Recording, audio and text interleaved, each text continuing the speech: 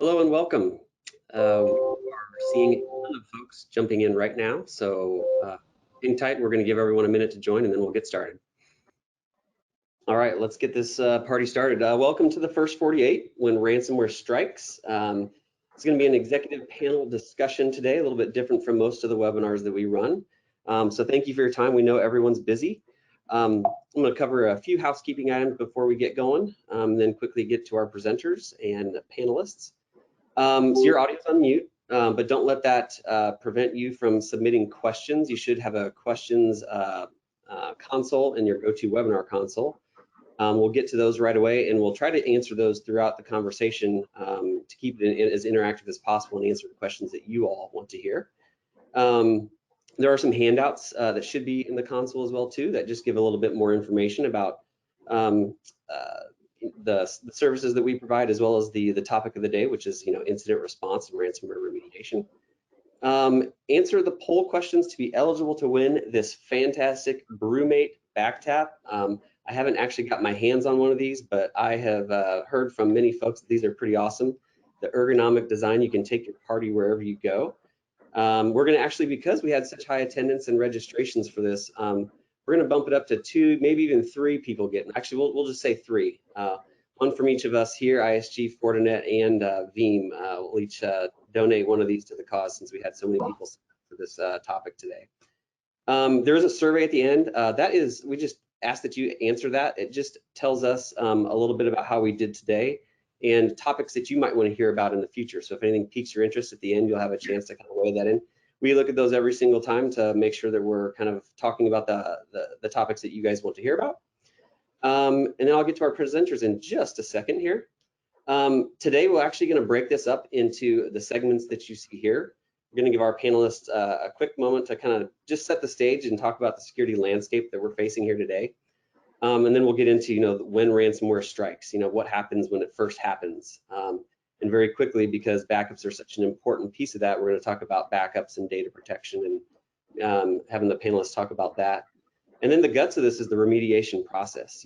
Everyone needs to know that if ransomware strikes. And then, of course, kind of almost a catch-all bucket at the end, payments, prevention, and preparation. So can't talk about security and ransomware without talking about the preventative steps that you should be taking. So we'll get into that as well too. Just to set the stage also, the theme of it really came, I got to give credit to Walter, one of our panelists here. It's such an important topic because of the stat that you see right here. This just came out just recently here, that more than 300 million ransomware attempts in the first half of 2021. The even more alarming part about that is that exceeds what we had in 2020, the full year. So as you can tell, ransomware is on the rise. It's one of those things that it's not a question of if, it's a matter of when. Even the biggest security teams out there are experiencing that. And so here we are today, right, talking about that with our esteemed guest of us. Real quick, before I jump in to introduce them, I know there's a lot of folks new to ISG, so I just wanted to do a quick rundown of who we are. So we're a 4th generation family-owned company, 7 years and counting if you count our Twin Valley Telephone is our parent company. We have 8 locations across the Midwest, over 150 employees, 60% of those over technical in nature. So we kind of claim that we have one of the best teams in the Midwest when it comes to our engineering talent. And as you can see, many clients across many industries, so we can hopefully answer any questions that you guys have. At the end of the day, our purpose is to unlock possibilities for communities, for generations. And we do that via the services that we offer. We have our large focus on our managed services offering. We've been building that up for quite some time. And that's all about freeing up IT professionals so that they can kind of focus on the mission critical items while we kind of take some of that off their plate. Have the managed network and infrastructure, the typical what you'd think of, the remote monitoring, all those solutions. And then we have advanced managed services, which include our security solutions, backup, disaster recovery, the voice offerings. We have a full service desk, Office 365. We also own and operate 2 SOC 2 certified data centers to allow us to provide a lot of those managed services that you see there. And then, of course, like I said, our infrastructure and professional services teams are second to none, and one of the best in the Midwest, and they help our clients make really good IT decisions so that your business can move forward. All right, well, let's move on to our panelists here. I'm going to get out of this screen share, and I promise you there are no more slides. All right, there they are. I can see them now. I wasn't able to see them while I had that going. Let's see here. I got to get out my cheat sheet here. So Mr. Walter Hershorn, bottom left on my screen. He's our general manager and a regional VP for ISG technology. Walter actually heads up our ISG's incident response team. And I got to give him credit for the first 48 theme. I came out of 16 years out of the advertising world. When I heard him say that, you know, this is the breaches that we are experiencing. You got to act on them quick. And he came up with that. I was like, yes, that's gold. That's great. Nice work, Walter. I wish I could take credit for it, but thank you for that. Doug Opp, he is our technical services director for ISG technology down in our Oklahoma market. And he is the quarterback of the engineering team and our incident response team when the breach hits. So he's got a lot to share today about, you know, what happens when the attack happens. Rick Vanover from Veeam, he's the senior director, product strategy for Veeam. He's been with us for a number of webinars for those of you that have joined us, and we always appreciate you adding your insights here. He's got a big industry focus on ransomware resiliency, and has been focusing on that for quite some time. So welcome, Rick. And then Tony G. I was gonna attempt your name, but you said everyone calls you Tony G, so there we are. Tony is the global practice director for FortiGuard responder services. Got 30 years in the business, 6 years at Fortinet. He heads up the incident response team for them, and spends a lot of time in the FortiGuard labs, cyber threat intelligence. Also works with the 24/7 SOC that they have as well too. So with that said, I wanted to kick this off and kind of flavor the conversation by launching our first poll question. I'm going to go ahead and read it to you. Your screen should flip over to that shortly here. But when it comes to ransomware, what are you most interested in hearing about from this group of experts? Is it more about how to prevent it, what to do if you actually get hit, the role of backups in there, or just communications? Not only communications with the team that you have internally working on a ransomware remediation, but also when you got to notify the law enforcement, employees, everybody else that's involved, your PR team, or cyber insurance. You can choose all that apply. Maybe pick the two top ones, or if you want to hear about all of them, we will check that out. So I will give you guys just a moment to finish answering that question.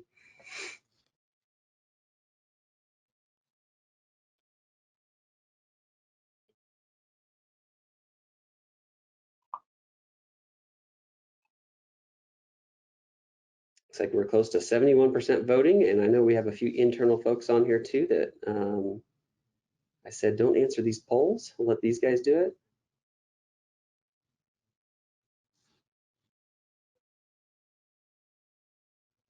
All right, Jake, why don't you go ahead and let's show those poll results here if you don't mind.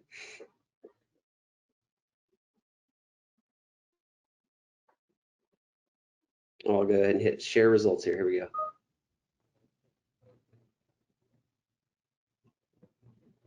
I'll hit the button here, Jake. There we go. All right, so it's not showing. There we go. Sorry.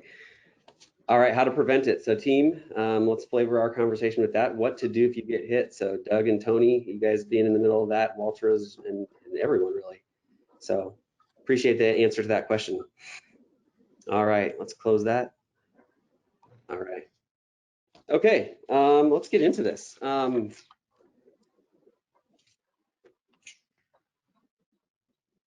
second, guys, I'm getting prepped here.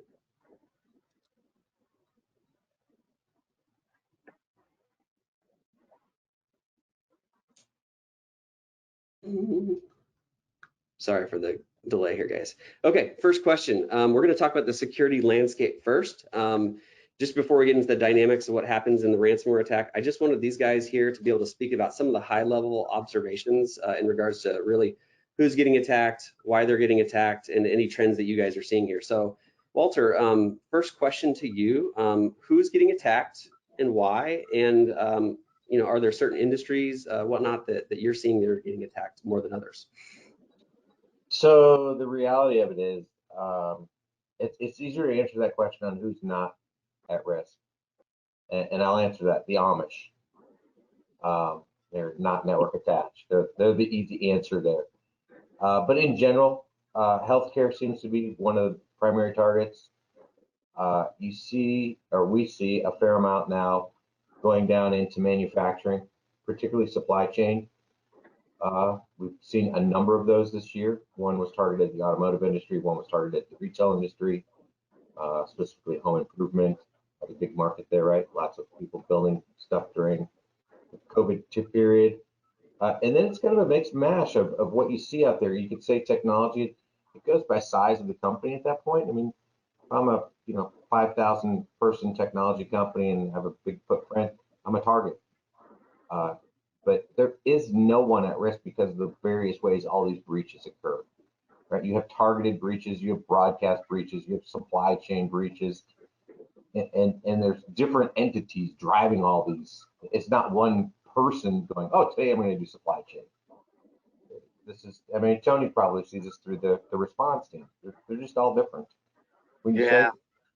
They're definitely all different. I mean, of course, we see so much these days around ransomware, but it goes back to there's different industries, but at the end of the day, I think the ones that are vulnerable are the ones that have a more immature cybersecurity program, right? When you look at ransomware, as a service these days, it's a 1-2 punch, right? You have these initial folks that kind of typically give or sort of get initial access into the network, and then they go back on the dark forums, right? And then they're actually selling that access, or the ransomware sort of groups are reaching out and saying, hey, who's got access? There's a negotiation there, right? And then eventually they work together and they end up dropping that ransomware. So I think oftentimes, at least what we see these days, it's very opportunistic. Yeah, and I would add to that. I mean, Tony or Rick or Doug, I look at the recent onslaught of ransomware. It's really evolved. I look at it as an affiliate network now, right? Or if you can go back in the days of Amway, I get Amway, I get 2 people to sell for me, they get 2 people to sell for me. It's the same concept with these ransomware groups now.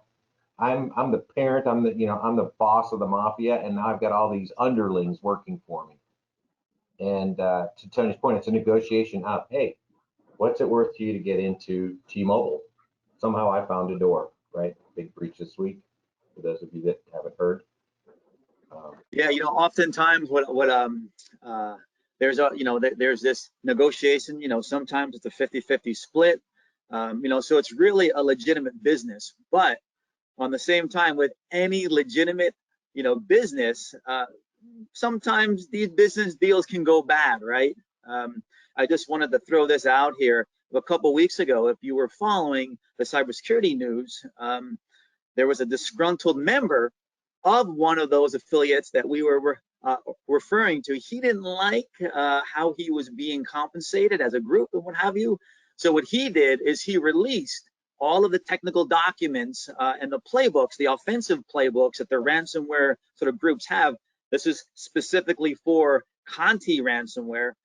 Release them all out there, which, in my sense, there's no surprise. I'm sure in here there's oh wow, they're actually kind of doing that. But it was good to see from a security industry perspective that, okay, this is exactly what we thought that they're actually kind of doing. So I would say, if you get an opportunity as the audience here, I would say kind of check it out and see what they were sort of doing, what those technical documents were, and make sure that you're defending against some of those offensive playbooks.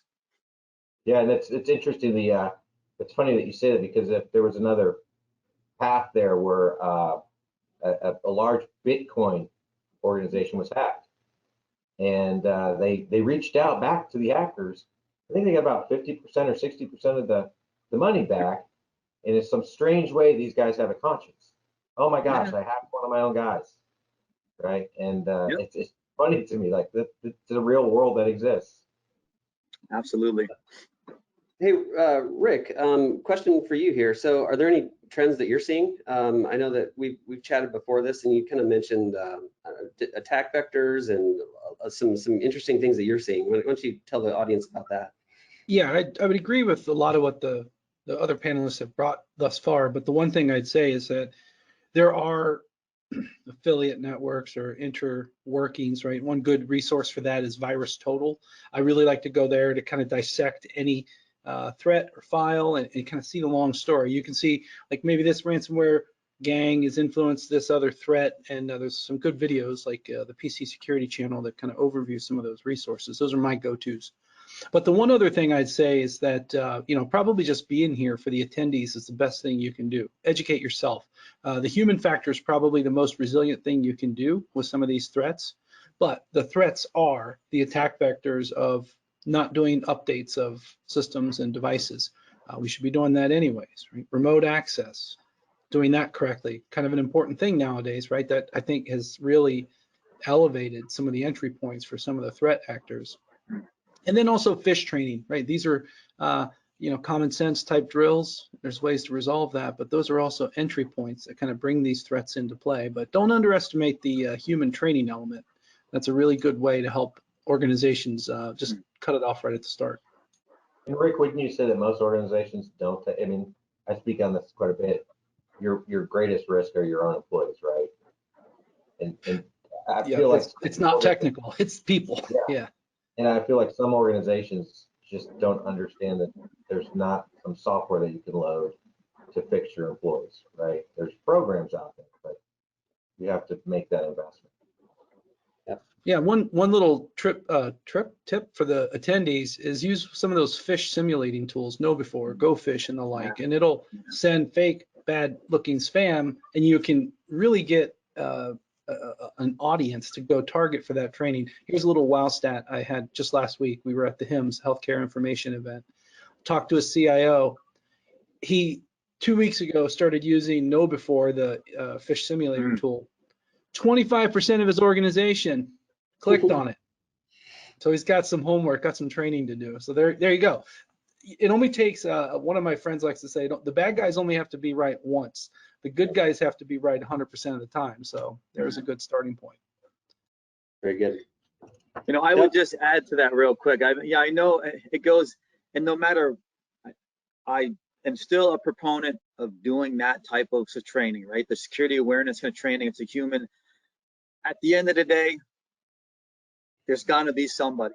And I think that the other, kind of narrative here is make sure you're measuring the effectiveness of your cybersecurity program and your, security operations center, or if you've outsourced it or what have you, not on if they're, getting in, but how quickly you can identify that sort of threat, isolate it, remediate it, and get those business processes back up and running again. I thought it was worth mentioning that. Yeah. Doug, real quick for you, just to get you chimed in here. You've done over 10, 12, I don't know how many it is now breaches this year. What are you seeing? It feels like too many. And yeah, I can echo what the other guys have been saying. The human element is probably the biggest vulnerability, that we're seeing. We'll talk about different attack vectors. We will talk about different products to help secure those attack vectors. And ultimately, almost all of those attack vectors are somehow tied back to a human element and something that an individual inside the organization, is doing without any malicious intent. But they're getting phished, they're getting tricked, they're clicking on a link that they shouldn't have. They're getting an email attachment from someone that they trust and opening it, and they're taking some action to let the outside in. Good. We already have like 3 questions that have come in for the audience. So I'm going to go ahead and answer these get you guys these in real time, because really this is all about answering your all's questions. So we have a handful of topics, but feel free to chime in. So first one is from Aaron. What can I look for to know if my company has been hit with ransomware? Looking for signs or incidents. And then what actions do I need to take when we know it's occurred? Well, I guess I can start a little bit on that. It's they're very broad questions, but first of all, to know if you got hit with ransomware or not, hopefully you're identifying it sort of prior. But let me just say, obviously when ransomware sort of hits, if obviously most of your sort of systems are probably going to go down, you're going to have probably your sort of users, reaching out to your your IT saying, hey, you know, I'm not able to access my computer or what have you. But some of the stuff kind of, you know, prior, if you got a good monitoring capability, you know, first and foremost, you know, I mentioned that, you know, two-prong approach when it comes to ransomware, where you have that initial group that's trying to get access into your environment.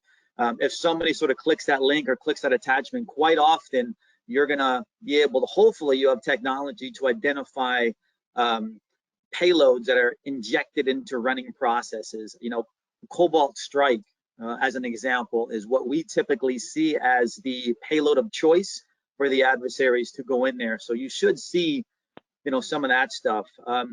You should also, if you're monitoring, not all of them, but a lot of the ransomware groups, their offensive security playbooks they're going to go to your group policies and they're going to modify those group policies. They're going to modify your login scripts. So, you know, for you Active Directory admins and whatnot, I think that's a great place to initially, you know, look. Oftentimes you're going to see either new group policies or you're going to see policies that have been modified, because that's how they're going to eventually be able to deliver that malicious payload down to all of those other workstations. I would agree, and even deeper than, I mean, that's great, Tony. You're going to know when somebody accesses a file and all they see is a bunch of garble. That's typically, I mean, that's what we see. Hey, we think we're hacked. What led you to believe that? All our files are encrypted. Oh, well, yeah, you're hacked, right? Yeah, that's the customers with kind of the less sophisticated, you know, security posture.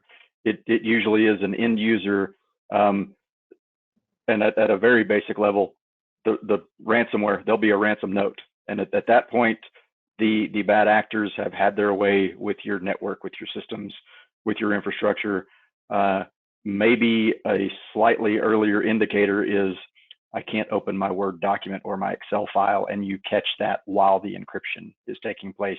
If you don't have those other mechanisms in place to tell you that, you know, that you're getting traffic, you know, from an unusual source, or, you know, you've got some type of endpoint detection and response product that's telling you that there are some process behaviors going on in the machine, that would be an early indicator of compromise. But yeah, kind of the worst case, you know, last notification is, hey, this is Doug, and I can't open my Excel file, and there's a text document in there telling me all my files have been encrypted.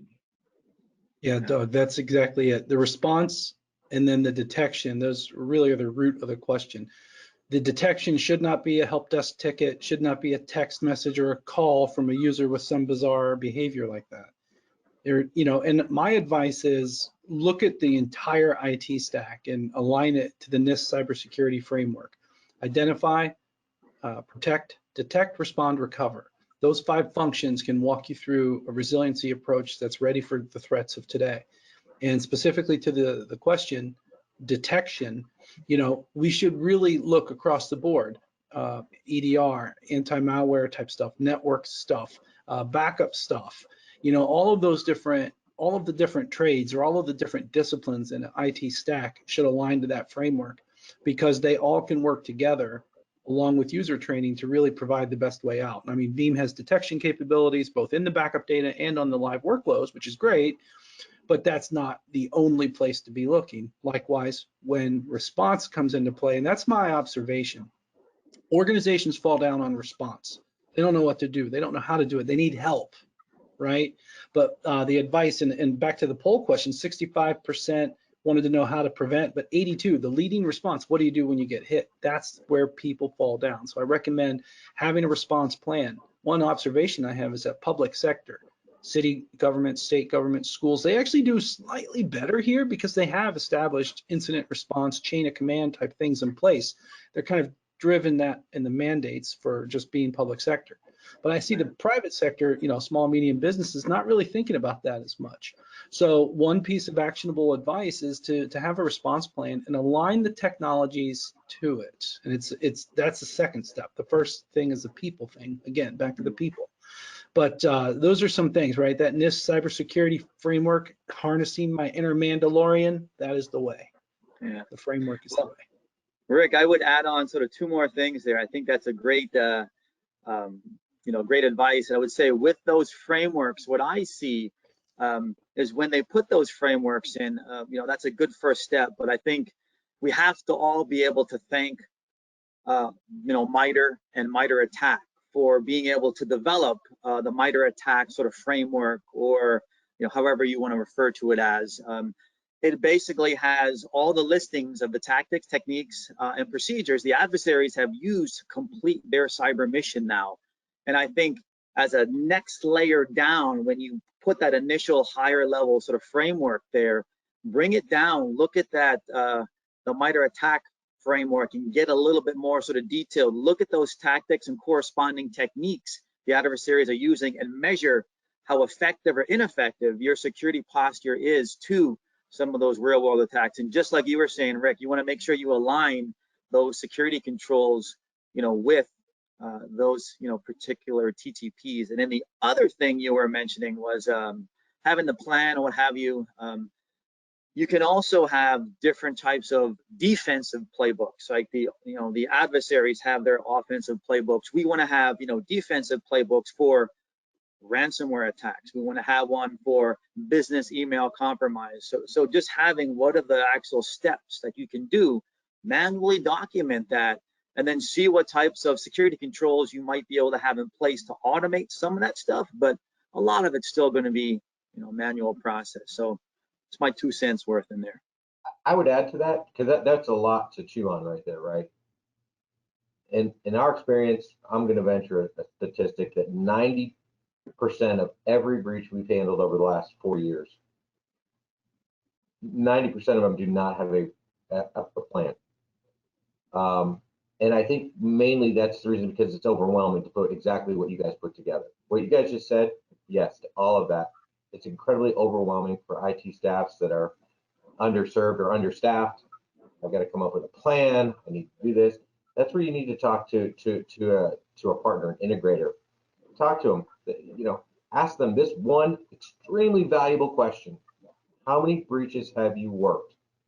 If they say 0 or 1 or 2, you want to find a different partner. It's not because they're bad people. It has nothing to do with that.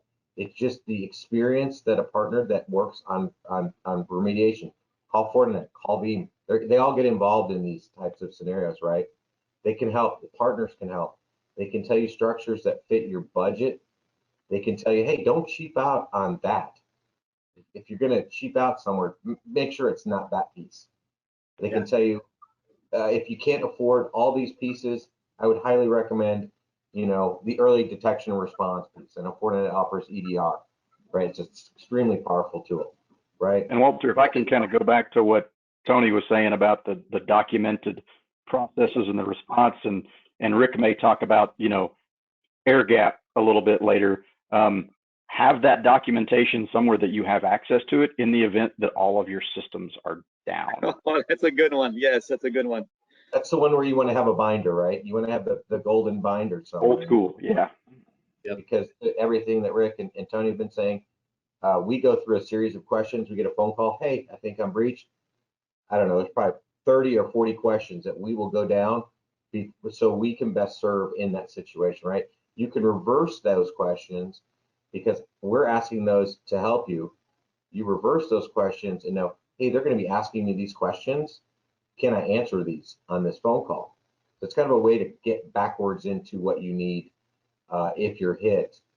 And I would assure you, we get a fair amount of panic calls, and groups that have worked the remediations in the past, they have the kind of the bat phone to the Tony's team, the Rick's teams, these high level engineers that can help very quickly deploy tools outside of normal supply chain, if you will.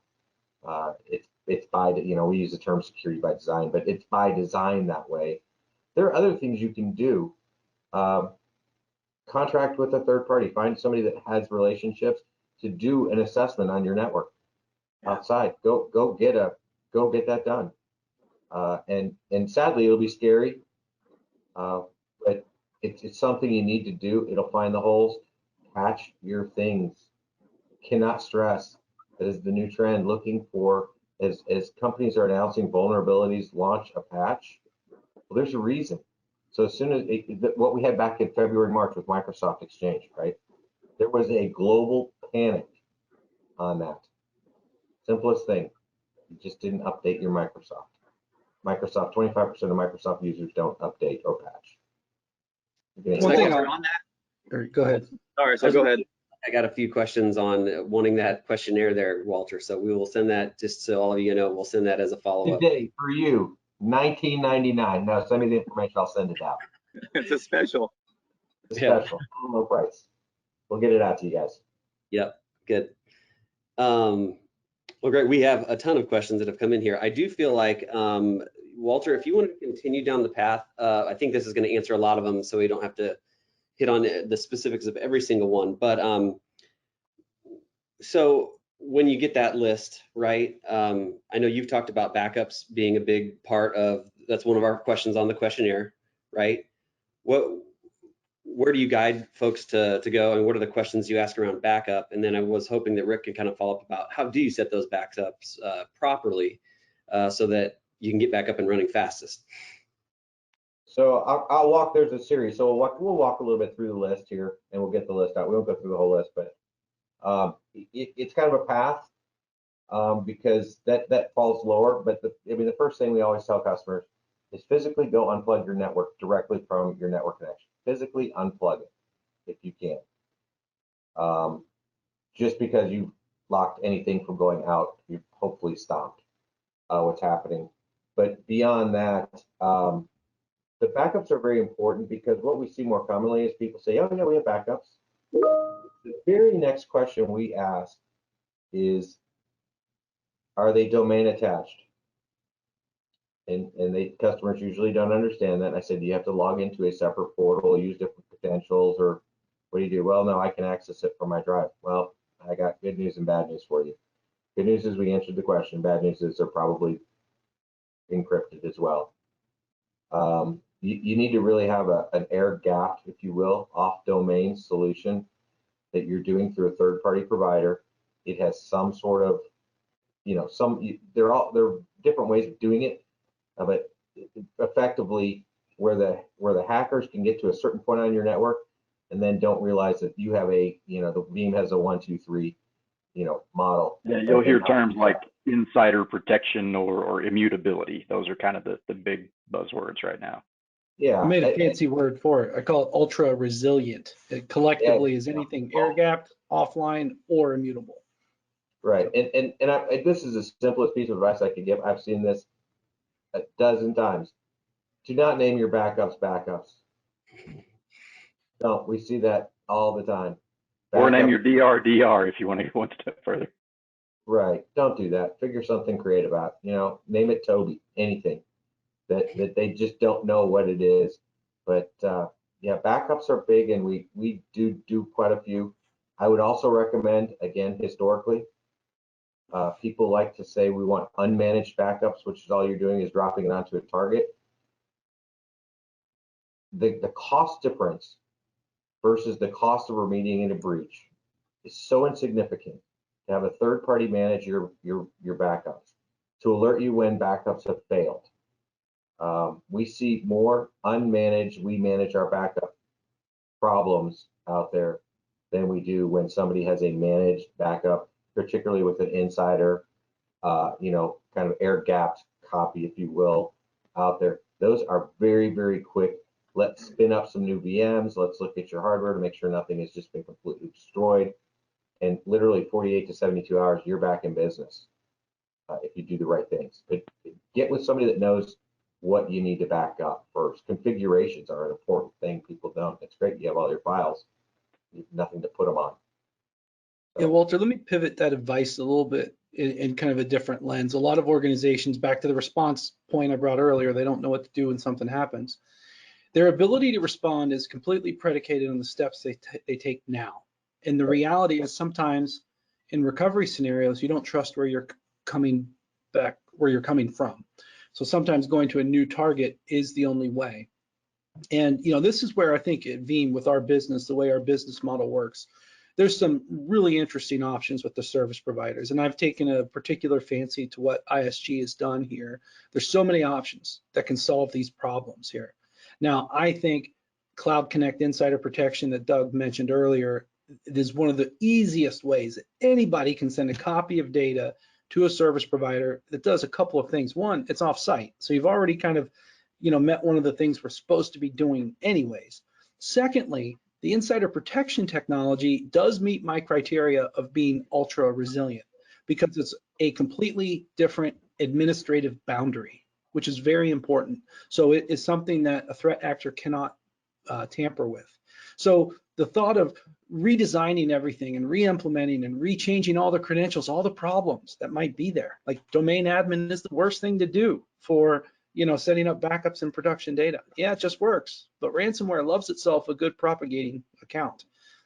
But just setting up a copy job to an insider protection target or a Cloud Connect target can be an incredible first step to just give you that kind of comfort to know that you have a copy of data, A, offsite, B, protected out of band from the threat actors, and then C, you're that much closer to having the help you need for a response situation. So, kind of put it real specific. That's a great way to start for everyone. Rick, question for you that just came in as well too, is specific to a certain tool, but they're talking about their Microsoft 365 tenant. They're all on cloud for their services, and they use Backupify.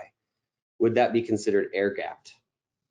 I'm not familiar with Backupify, but I will tell you this. Number one, for the listeners too, there is a need to back up your M365 data. In fact, the best way to Google it or to determine that is go to Bing or Google and say how to recover Microsoft 365 from ransomware. The word backup is in there like 7 times, which it predicates that you need a backup. Now, that being said, that's more for control of data, but there is a ransomware risk for OneDrive in particular. Trying to unrevision a lot of files is very difficult. Veeam has a backup solution as well. In fact, for a lot of people out there, I would encourage you to check out the community edition, talk to the ISG team as well. You could very easily find out how easy it is to do a backup of M365, but the reality is being able to recover that easily compared to native platforms or other tools, that's where I think the Veeam difference is. And kind of then throw a twist to the ISG team, you have a really interesting option of consuming it as a service, both from a production option and the backup standpoint. So, you've got a lot of options, and then just doing that backup is a good first step, because in the shared responsibility. Whoever had that question for at least thinking about it, because a lot of the work that we do, the Office 365 environment is completely overlooked. Absolutely. And it's a different conversation. It's a different persona. That's one thing I've learned as Veeam's platform has grown. Talking to Kubernetes people is very different than VMware storage admins and the like, right? So, the collaboration tools teams, or whoever used to own Exchange, right? That person. And then now OneDrive files are coming in the mix, and SharePoint sites and Microsoft Teams, and as Veeam goes into all these different things, the different personas come in there. But it's pretty clear that M365 does need to be protected and managed. I mean, you backed it up on-prem, Yeah, I'd add to that, Rick. You called it out. Microsoft actually has a section in their agreement, in the services agreement. I think it's 12.6, bullet 1 and 2. It actually says back up through a third party. We will make sure that the operating system is backed up, but not your data. It's screaming on the document in there.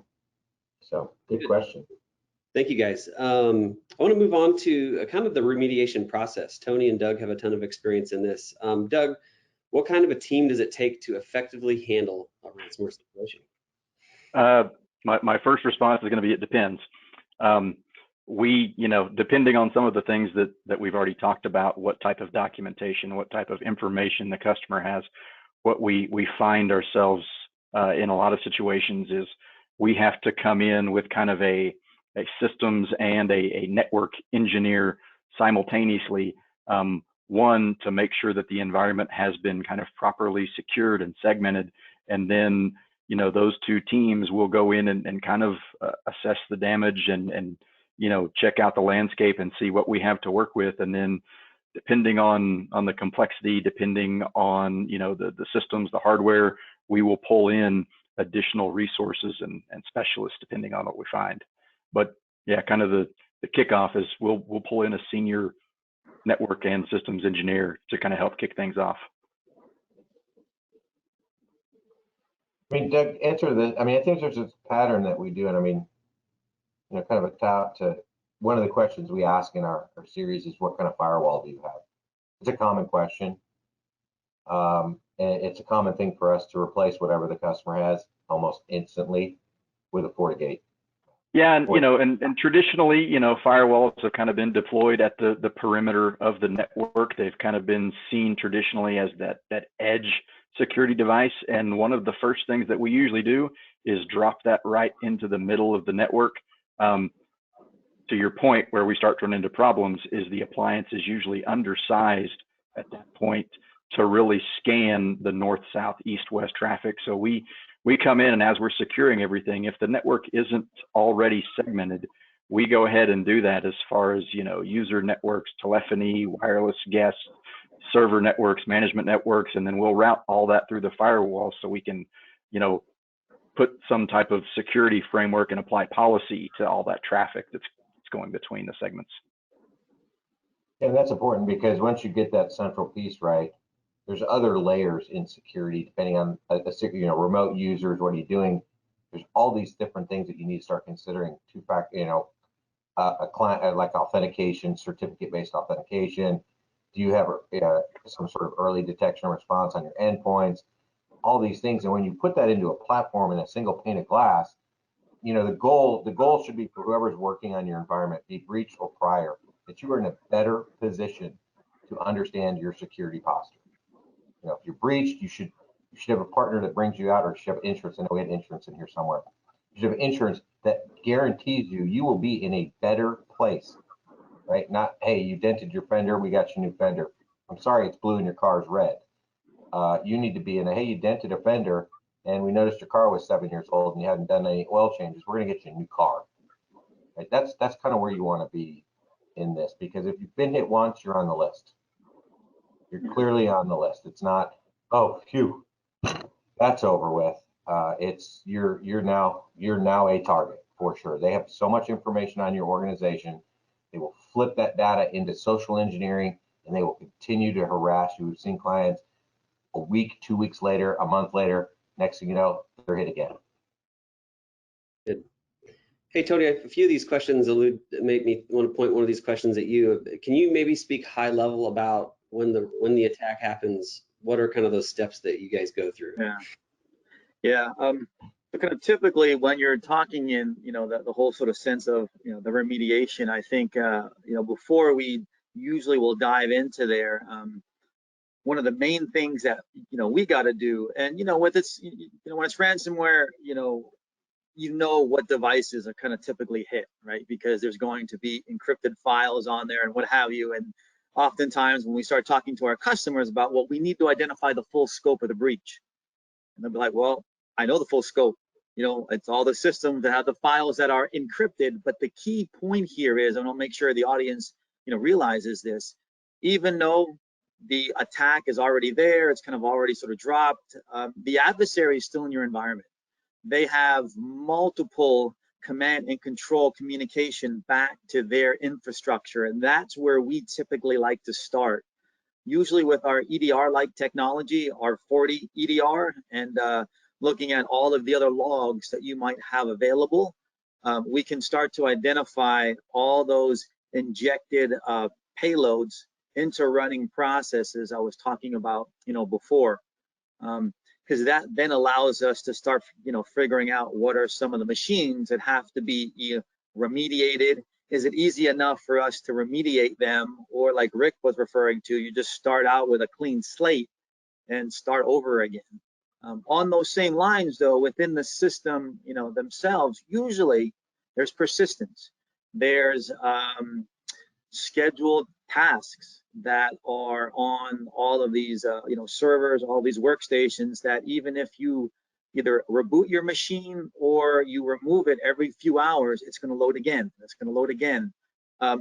Oftentimes what we'll see is the adversary is using different types of sysinternals tools like PSExec, and they can copy the malware from system to system and then spawn up a new running service that's leveraging that malicious payload. So you gotta identify those types of things. And once we have a good idea of that, a good idea of all the accounts that might have been modified, that might have been added, that were compromised. I talked about the group policy, objects, the login scripts. Once we get a clear understanding, I think that's when we usually like to build a containment and a remediation strategy, work with the partners and the customer, make sure we're all on the same page, and then right when we feel comfortable, we flip the switch and we kick the adversary out, and then start in all the things that Doug and Walter, Rick were talking about with the remediation and the recovery. And that's usually how we we deal with it. We necessarily will we don't help with all that recovery, but we'll help with the remediation of getting hopefully all the different types of sort of threats and the actors out of that environment. And Doug, you mentioned something before, and I'm curious if you do this as well. You talked about the ransomware note. Oftentimes, there's a bit of a shortcut that I have the guys kind of do right, once in a while.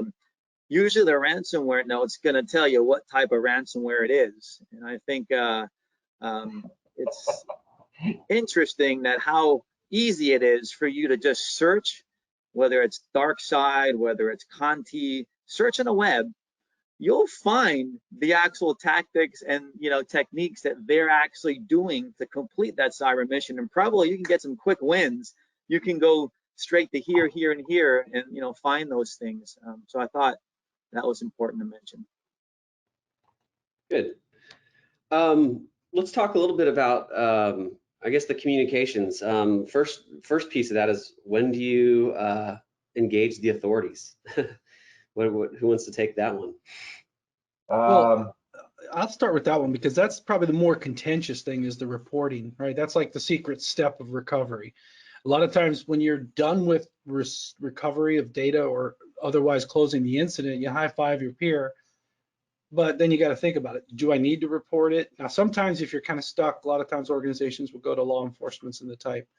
But the other side of it is, we live in a world where sometimes even just internal reporting can be an issue, right? I spoke to one healthcare provider where it was pretty common for someone to brick a device, like a laptop, from ransomware, and they didn't report it. But that can very much be the start of a bigger problem, right? Of spread and those other things. So I actually think, at least at an absolute minimum, internal reporting is very important to, raise it up to the security team. A lot of people get worried, oh, I'm going to lose my job if I report that. I think that, there's a good chance that telling people now rather than finding out later that something happened is a much better idea, right? So take that reporting angle pretty seriously is my professional advice.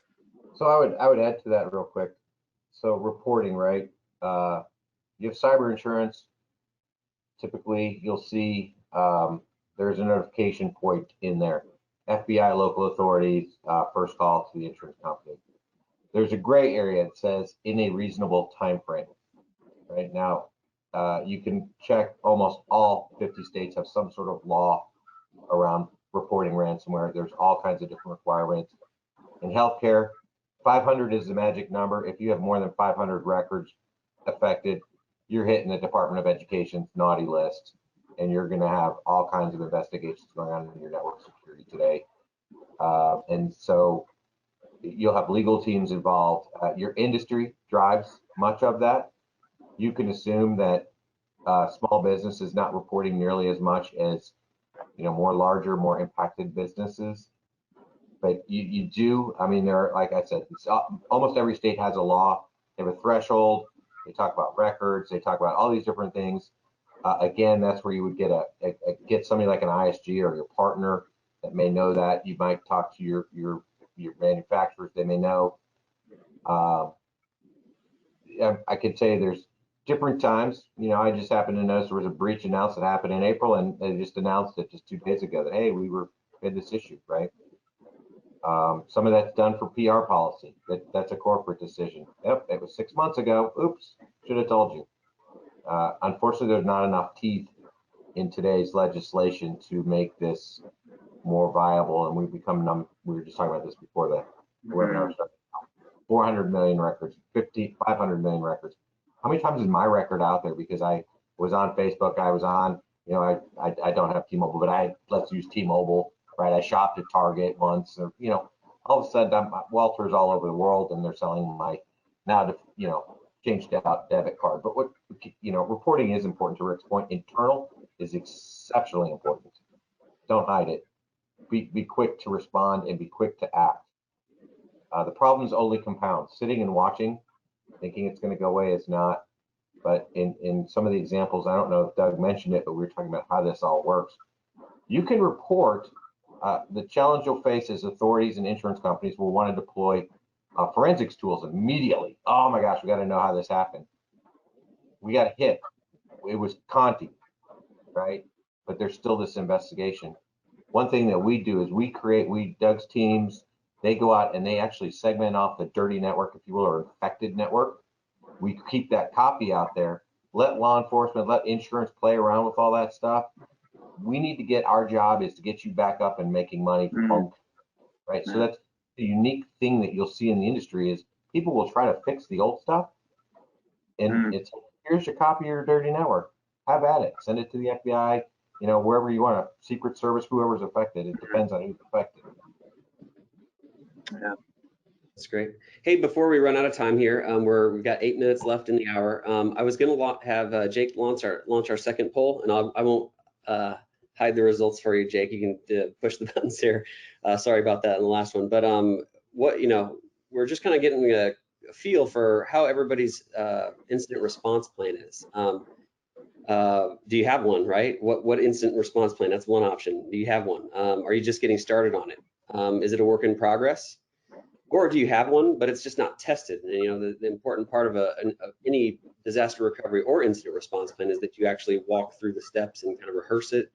So that's that answer. And then, or do you have one and it's been battle tested? So there's nothing like having a plan, and then when it actually comes to the real world, having it actually tested and see if it works or not. And you usually, if that happens, you have to tweak the plan because something didn't go right, so whatnot. So let us know a little bit about how you are, and I would like to have the group react to that and see what you're thinking.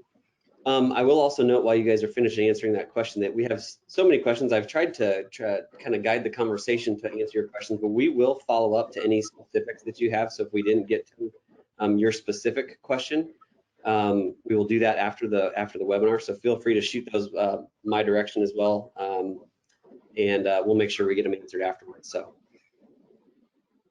let's see here. 70%. All right, let's go ahead and close that poll and go ahead and hide the result, or share the results, Jake.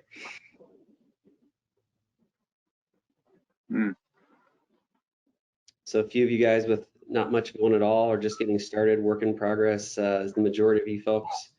You know, not surprising to see the smallest is someone that's been through it, tested it, and I would imagine that if you have had it tested and probably made some tweaks to it. So interesting. Any observations you guys see there? Pretty common. Yep.